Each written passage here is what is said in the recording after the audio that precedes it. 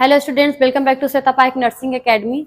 तो आज मैं बहुत ही important procedure that is cardiopulmonary resuscitation, जिसे सीपीआर कहते हैं, उसके बारे में बताने जा रही हूँ, जो कि बहुत ही जरूरी होता है। कोई भी हेल्थ प्रोफेशनल है उसे ये आना ही चाहिए प्रोसीजर, और कोई भी ले पर्सन उसे भी ये जरूरत पड़ सकती है एनी टाइम। किसी भी एक्सीडेंटल केस में जब जो पेशेंट होता है, जो जान खतरे में होता है, वो सांस नहीं ले पाता है, तो हम लोग सीपीआर की मदद से उसके लाइफ को सेव कर सकते हैं। तो it is a very basic and very important procedure.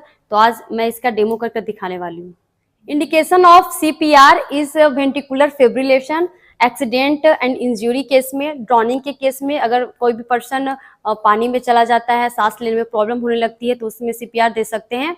In coma, in stroke, तो ये सब केस में हम लोग मेनली जो है हम लोग सीपीआर देते हैं। जो प्रिंसिपल हम लोग देखते हैं, हम लोग हमेशा माइंड में रखना चाहिए कि हम लोग का जो भी परमानेंट डैमेज हो जाता है सेल में due to insufficient supply of oxygen, उससे हम लोगों को जल्दी से जल्दी हम लोगों को पेशेंट को ऑक्सीजन पहुंचाना होता है ब्रेन तक।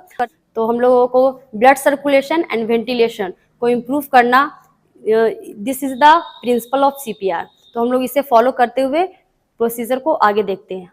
फर्स्ट जो स्टेप होता है प्रोसीजर का, दैट इज लोगों को सबसे पहले फ्लैट सरफेस पर पेशेंट को लेकर जाना होगा। अगर फ्लैट सरफेस नहीं हो तो कोई भी हार्ड बोर्ड जो भी एकदम फ्लैट हो, उस पर भी हम लोग सीपीआर दे सकते हैं।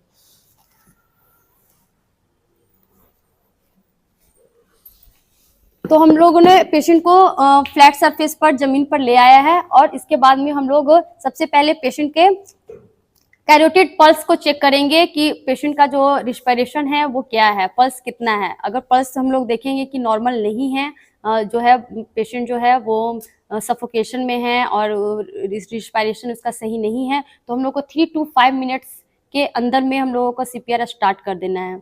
बहुत ज़्यादा डिले नहीं करना है, नहीं तो हम लोग पेशेंट का लाइफ को सेव नहीं कर पाएंगे। इसके बाद हम लोग call for assistance, call for help हम लोग करेंगे। कोई भी 2 असिस्टेंट हम लोगों के पास होना चाहिए मिनिमम। मरीज के पास घुटनों के बल बैठेंगे, मरीज के एयरवे को ओपन करेंगे।